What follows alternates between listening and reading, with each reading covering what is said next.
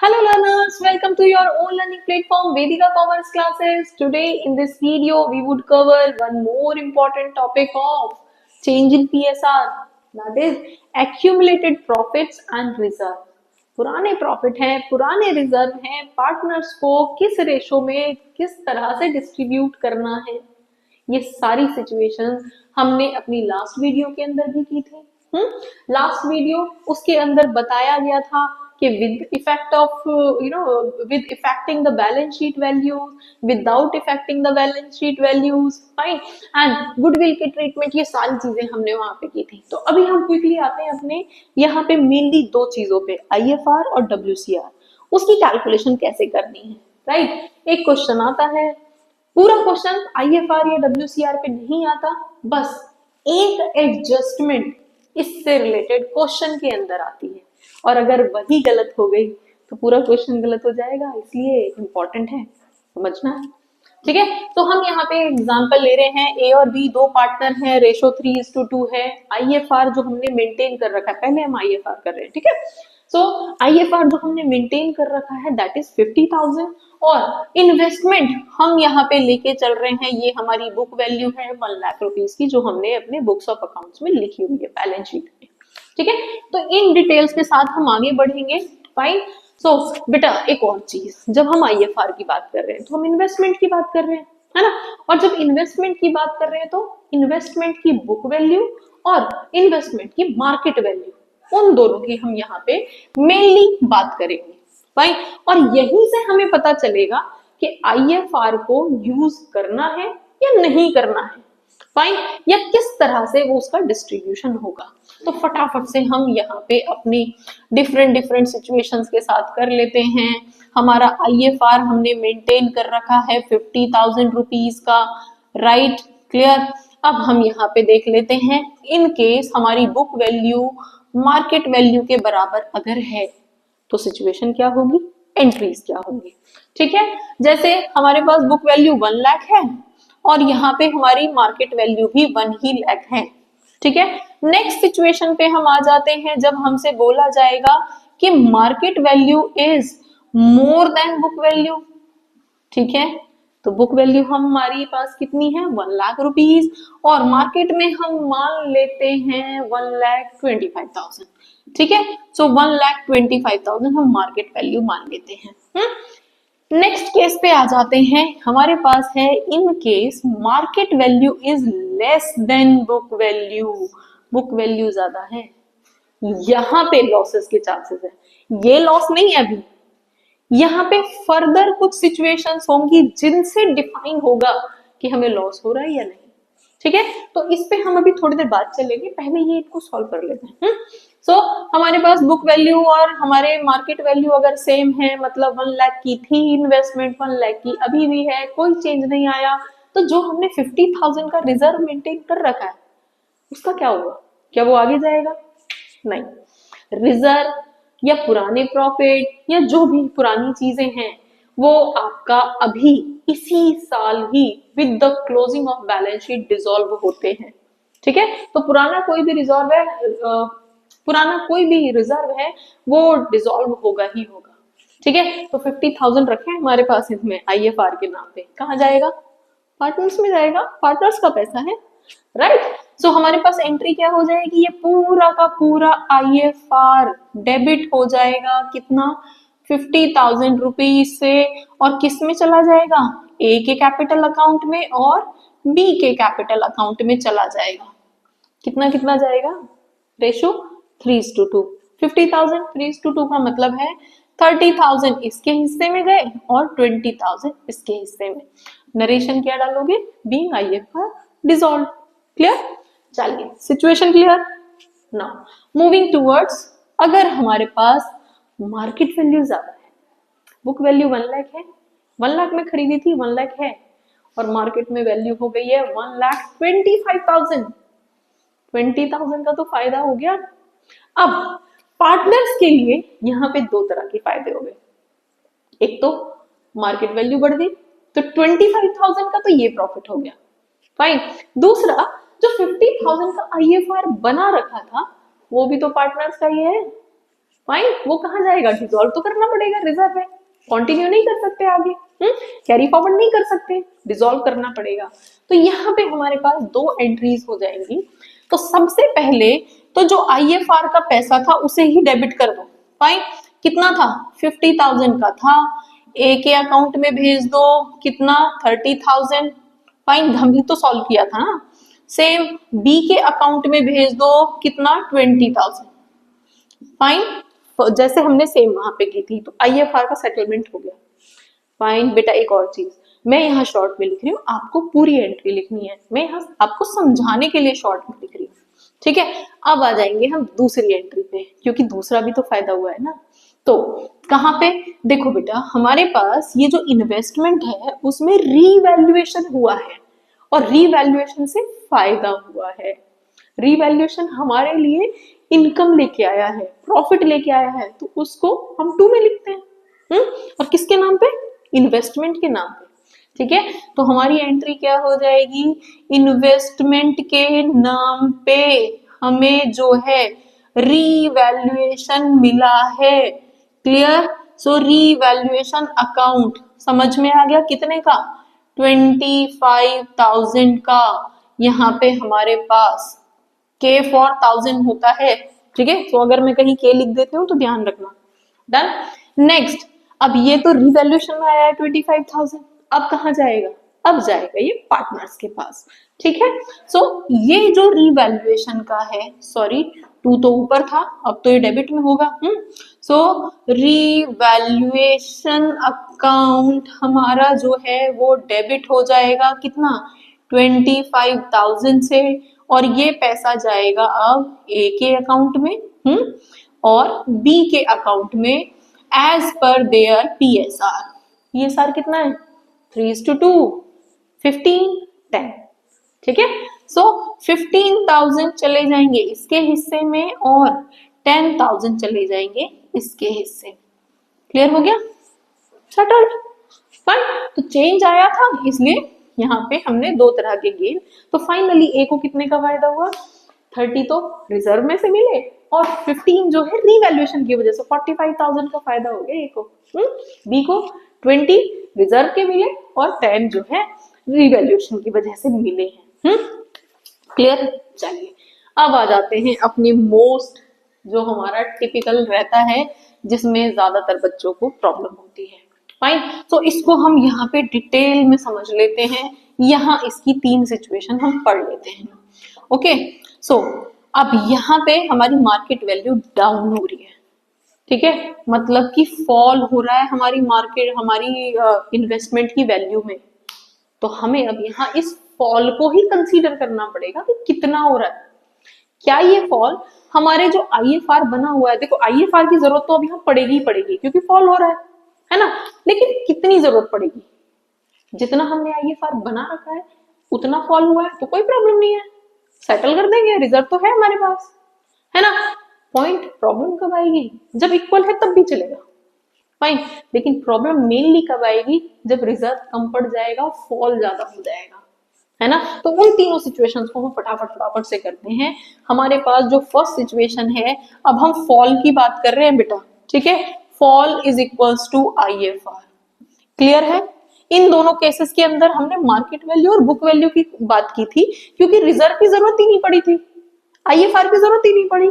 यहां हमें आईएफआर की मेनली जरूरत पड़ेगी, क्योंकि फॉल हो रहा है, फॉल हो रहा है, आईएफआर चाहिएगा। तो हम यहाँ पे फॉल और आईएफआर की बात कर रहे हैं, ठीक है। नेक्स्ट सिचुएशन हम बात कर लेते हैं कि हमारा जो फॉल है that is less than IFR, okay, less than IFR. Next case ये वाला कर लेते हैं, और थर्ड केस जो मेन है दैट इज कि हमारा फॉल जो है वो ज्यादा है और रिजर्व पड़ गया कम। तो लाइबिलिटी पार्टनर्स पे आएगी घूम के। चलो एक एक करके जल्दी करते हैं। फॉल हम मान लेते हैं, आईएफआर हमारा कितना था, 50 था, ठीक है, और फॉल भी हमारा 50,000 का ही हुआ है, क्योंकि इक्वल वाली सिचुएशन है। तो हमारे पास होगा क्या, ये पूरा का पूरा आईएफआर को हम डेबिट कर देंगे, किसके नाम पे, इन्वेस्टमेंट के नाम पे कर देंगे। तो कितना, 50,000 सेटल्ड, खत्म, ठीक है, पार्टनर्स तक लाइबिलिटी आते आते बच गई, 50 था, 50 का रिजर्व था हमारे पास, सेटल, राइट। चलिए नेक्स्ट पे आ जाते हैं। फॉल कम है, आईएफआर ज्यादा था, तो आईएफआर तो हमारे पास 50 था, तो फॉल कितने का है, हम मान लेते हैं फॉल सपोज 20,000 का। चलिए सो हम यहाँ पे आईएफआर को तो देखो अब हमें डिसॉल्व करना ही है क्योंकि ये रिजर्व है, इसको हम आगे नहीं रख सकते, तो 50,000 इसका डिसॉल्व करना है। तो सबसे पहले तो जो फॉल हुआ है उसको सेटल करना है। फॉल कितने का हुआ है, टू इन्वेस्टमेंट अकाउंट के नाम पे 20,000 हमें सेटल करने हैं क्योंकि 20,000 का फॉल था। 50 का रिजर्व था, फॉल के लिए 20,000 सेटल हुए, बचे कितने 30, और वो 30 कहाँ जाएंगे, आप वो जाएंगे पीसीए क्योंकि वो तो पार्टनर के। तो हमारी यहीं पे एंट्री हो जाएगी कि ए के कैपिटल अकाउंट पे कितना भेजना है, सिमिलरली बी के कैपिटल अकाउंट में कितना भेजना है। रेशो क्या था, 3:2। और हमारे पास पैसा कितना बचा है 30, तो 30 को 3:2 में बांटेंगे तो एक के हिस्से में आएंगे 18,000 और दूसरे के हिस्से में 12,000। ठीक है, भेज दो जरा, 18,000 हमने ए को दे दिए और 12,000 हमने बी को दे दिए। इस तरह से पूरा 50,000 सेटल्ड, ठिकाने लगा दिया, है ना। चल आ जाओ वापस, अब हम आ जाते हैं फॉल में। तो फॉल अगर ज्यादा हुआ है बेटा, जैसे कि रिजर्व हमारे पास 50 था, फॉल हम यहाँ पे मान के चलते हैं 80,000 का हो गया। यहाँ तो हमारी इन्वेस्टमेंट ही 1 लाख की थी, 80 डाउन, हार्ट अटैक आ गया होगा बंदे को। ठीक है, चलो आ जाओ वापस। फाइन, 80,000 का हम मान के चल रहे हैं, फॉल आ गया। तो इसकी हम एंट्री किस तरह से करेंगे बेटा, देखो जैसे हमने गेन के केस में किया था सिमिलरली हम यहाँ भी करेंगे। ठीक है, देखो आईएफआर हमारा पूरा का पूरा डेबिट होगा, ये तो श्योर है क्योंकि 50 था। ठीक है, होना ही है। किसके अगेंस्ट हो रहा है, टू इन्वेस्टमेंट। अब इन्वेस्टमेंट में फॉल कितना हुआ है 80,000 का, तो बचा हुआ 30,000 का एडिशनल लॉस हुआ है ना हमें, तो उसको हम किस नाम से लिखेंगे, रीवैल्यूएशन अकाउंट डेबिट। क्लियर है, ठीक है। इस तरह से ये 80,000 के फॉल को सेटल किया जाएगा। अब अगेन अगर ये रिवैल्यूएशन आपके लिए डेबिट हुआ है या ऑर्गेनाइजेशन के लिए लॉस लेके आया है, तो ये किससे कंपनसेट किया जाएगा, पार्टनर से। पार्टनर को डेबिट करोगे तब तो रिवैल्यूएशन अकाउंट में 30,000 आएगा, रिवैल्यूएशन में कहां से आएगा पैसा। ठीक है, चलो कर दो इधर। अब हम यहाँ पे पार्टनर्स को डेबिट करेंगे तो फर्स्ट एंट्री तो ये हो जाएगी इसकी, और सेकेंड एंट्री हो जाएगी कि हम ए के कैपिटल अकाउंट को डेबिट करेंगे, दूसरा बी के कैपिटल अकाउंट को डेबिट करेंगे। ठीक है, और इस तरह से करके रीवैल्यूएशन अकाउंट के अंदर पैसा आएगा 30,000। ठीक है जी, क्लियर, इससे कंफ्यूज मत होना, ये अलग थी। चलिए, तो 30,000 अगेन किस रेशो में, ओल्ड के हिसाब, 30 था 3:2 में बांटना है, 80 एक के हिस्से में डेबिट होंगे और 12,000 दूसरे के हिस्से में डेबिट होंगे। ठीक है, इस तरह से हम एंट्रीज करते हैं। और बेटा एक और चीज, जरूरी नहीं है कि ये सारा क्वेश्चन आएगा, सारी सिचुएशन नहीं आती है, इनमें से कोई एक आ जाएगी जिसकी एंट्री आपको करनी है, जिसका इफेक्ट रिवैल्यूएशन अकाउंट पे भी पड़ेगा, जिसका इफेक्ट पीसीए पे भी पड़ेगा और बैलेंस शीट पे भी पड़ेगा। इसलिए इन एंट्रीज को जानना बहुत जरूरी है आपके लिए। डन। चलिए अब हम एक और पॉइंट कर रहे थे। ठीक है, अब एक और चीज हमने स्टार्टिंग में बोला था कि अगर आईएफआर बनाया ही नहीं गया है तो, बेटा अगर आईएफआर बना ही नहीं है तो फिर भी पूरी की पूरी रिस्पॉन्सिबिलिटी किस पे आएगी, पार्टनर्स पे, ओल्ड रेशो में। तो यही वाली एंट्री सेम तब भी होगी ना, यही वाली एंट्री तो होगी तब भी कि आईएफआर था ही नहीं, पूरा का पूरा 80,000 का फॉल। अब देखो यहाँ पे तो हमारे पास इनके ऊपर कितनी रिस्पॉन्सिबिलिटी आई है 30 की, लेकिन अगर आईएफआर नहीं होता तो पूरी की पूरी 80,000 की रिस्पॉन्सिबिलिटी आ जाती इन दोनों भाइयों पे, है ना। फिर 80,000 को वो 3:2 में बांट रहे होते और बेचारे सारा पैसा भर रहे होते, और एंट्री हमारी सेम इस तरह से हो गई होती। A is capital account debit, फिर से ये वाली एंट्री हमारे पास होती, means A is capital account debit, B is capital account, उससे रिवैल्यूएशन में पैसा जाता 80,000 और फिर उससे हम इसको सेटल करते इन्वेस्टमेंट के लॉस को। क्लियर है? तो इन्वेस्टमेंट से रिलेटेड सारे पॉइंट्स आपको क्लियर हो गए हैं। अब इसी के बिहाफ पे हम दूसरा वाला रिजर्व WCR को जल्दी से कर लेते हैं, वो इतना डिटेल नहीं होता, उसमें तो बस क्लेम को ध्यान देना है। यहाँ पे हमने मल्टीपल चीजें दी, book value, market value, IFR की जरूरत है या नहीं है। देन अगर है तो फिर हमने फॉल को कंसीडर किया, रिजर्व को कंसीडर किया, इतना रिजर्व है हमारे पास कि हम फॉल को सेटल कर लें। चलिए इसमें अब इतनी जरूरत नहीं पड़ेगी। तो हम बात कर रहे हैं अब WCR की। WCR क्या होता है?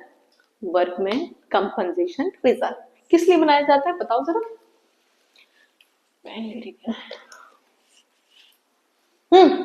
कमेंट कर दो, ठीक है। लाइक, अगर क्लास अच्छी लग रही है तो लाइक कर दो बेटा, सब्सक्राइब कर लो, अपने फ्रेंड्स के साथ शेयर कर दो। चलो आ जाओ, WCR किस लिए बनाया जाता है? Workman compensation reserve. फैक्ट्री में लोग काम कर रहे हैं, किसी का हाथ मशीन में आ जाता है, ठीक है, कोई एक्सीडेंट हो जाता है तो उसको देने के लिए पैसा चाहिए होता है, इसलिए WCR रिजर्व बना के रखते हैं, वर्कमैन के काम आएगा वो पैसा। ठीक है, डन। तो अब यहाँ पे हमें दो चीजें कंसीडर करनी है, एक तो हमारा WCR और इसके अगेंस्ट क्लेम कितना हुआ है। सो क्लेम कितना हुआ है, इन दोनों का कंपैरिजन हम यहाँ पे करेंगे। ठीक है, फाइन। अगर हमारा WCR मेंटेन किया गया है तो, और अगर हमारा WCR मेंटेन नहीं किया गया है तो, ठीक है। अगेन हम आ जाते हैं, पहले हम बात कर लेते हैं कि अगर WCR बनाया है तो कैसे एंट्री होगी और सिचुएशंस क्या होंगी। अगेन सिचुएशंस तो वही तीन होंगी, कौन कौन सी, कि हमारे पास जो जो क्लेम है that is equals to WCR, है ना। WCR बनाया है, जरूरत पड़ रही है, क्लेम जितना हुआ है वो बराबर है, फाइन। दूसरी सिचुएशन हमारे पास हो जाएगी कि हमारा जो क्लेम है that is less than, fine, less than WCR, कम है तो बचा हुआ पैसा पार्टनर्स में चला जाएगा, सेम यहाँ पे किया था। नेक्स्ट सिचुएशन अगेन, अगर हमारा क्लेम जो है that is more than WCR, ये सबसे बड़ी प्रॉब्लम होती है। जल्दी जल्दी से करते हैं खत्म। क्लेम अगर कम था मतलब इक्वल था, हम एक एग्जांपल ले लेते हैं कि WCR हम मान के चल रहे हैं 30,000 का ले लेते हैं, ठीक है, 30,000 का WCR हमने बना रखा है, तो और क्लेम हमारे पास यहाँ पे कितना हो रहा है, ये 30,000 का है, तो क्लेम भी 30 का ही हुआ है क्योंकि हम तो इक्वल की सिचुएशन ले रहे हैं, तो WCR से क्लेम सेटल हो गया, खत्म। एंट्री डाल दो फटाफट से, बताओ जरा क्या करें एंट्री हम यहाँ पे।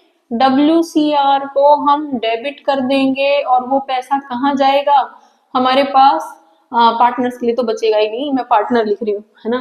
चलो वापस आ जाओ, हमारे पास 2 में चला जाएगा क्या, वर्कमैन क्लेम अकाउंट, ठीक है, कितना 30 था, यहाँ भी 30 हो गया, खत्म, ठीक है, वर्कमैन क्लेम सेट, खत्म। चलिए नेक्स्ट पे आ जाते हैं। नेक्स्ट एंट्री हमारी यहाँ पे क्या रहेगी, देखो क्लेम हमारा कितना है, कम है, तो एग्जाम्पल हमारा ये कितना था, 30,000 का था, क्लेम हम मान लेते हैं खाली 20,000 का हुआ है, ठीक है, 20,000 का क्लेम हुआ है।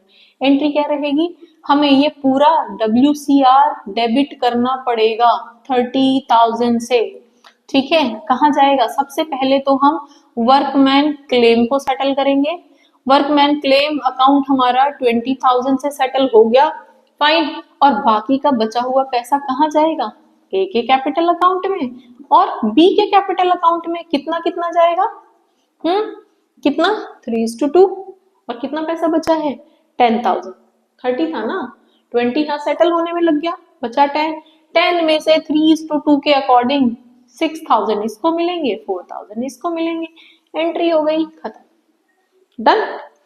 आ जाते हैं अपने मेन केस की तरह जो सबसे ज्यादा पंगा करता है। WCR कम पड़ गया भाई हमारे पास, हमने सिर्फ 30 का बना रखा था और क्लेम आ गया हमारे पास 50 का,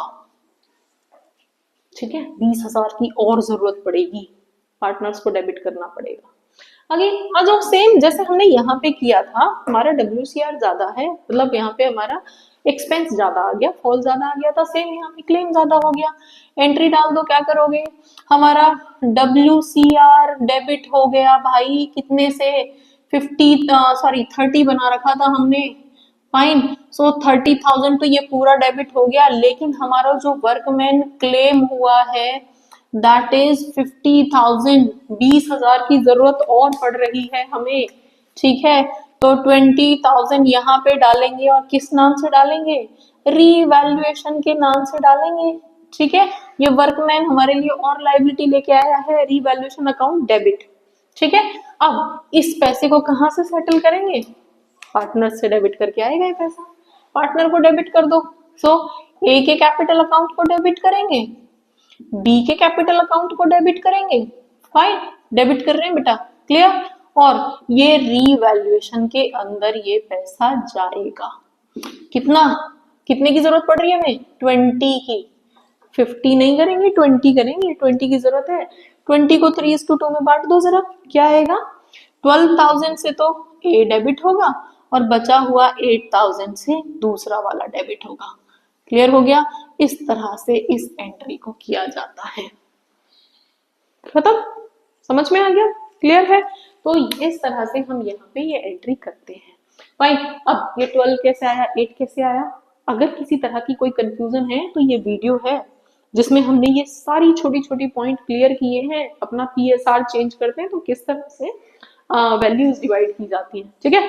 चलो अब वापस से हमारे पास, अब हम आ जाते हैं कि WCR अगर मेंटेन ही नहीं था तो फिर क्या करेंगे, फिर तो सारी लाइबिलिटी जो है PCA पे आ जाएगी, पार्टनर्स पे आ जाएगी। यहाँ पे हमने डेबिट किया था कितने से, 20 से, क्योंकि 30 का तो रिजल्ट था, 50 का फॉल हुआ था। लेकिन अगर WCR है ही नहीं बेटा, तो ये तो पूरा का पूरा 50,000 रीवैल्यूएशन में डालना पड़ेगा, और 50,000 के लिए PCA को हमें यहाँ पे डेबिट करना पड़ेगा, पार्टनर्स को। तो 3:2 के अकॉर्डिंग 30,000 ए डेबिट होगा, 20,000 बी डेबिट होगा, तब जाके 50,000 रीवैल्यूएशन में इकट्ठे होंगे, और फिर उस पैसे से किसको सेटल किया जाएगा, इस वर्कमैन क्लेम को, ठीक है। बस यही सारे पॉइंट्स है, इससे बाहर कहीं नहीं आता, इससे बाहर एक भी एंट्री आपके एग्जाम में नहीं आएगी। इनको बहुत अच्छे से समझ लो, होपफुली समझ में आ गया होगा, इसके बाद फर्दर कोई कंफ्यूजन आपको नहीं रही होगी। फाइन, तो अगर आपको सच में समझ आया है बेटा तो कमेंट करिए, लाइक करिए, चैनल को सब्सक्राइब करिए, अपने फ्रेंड्स के साथ शेयर करिए। Fine, so thank you for watching.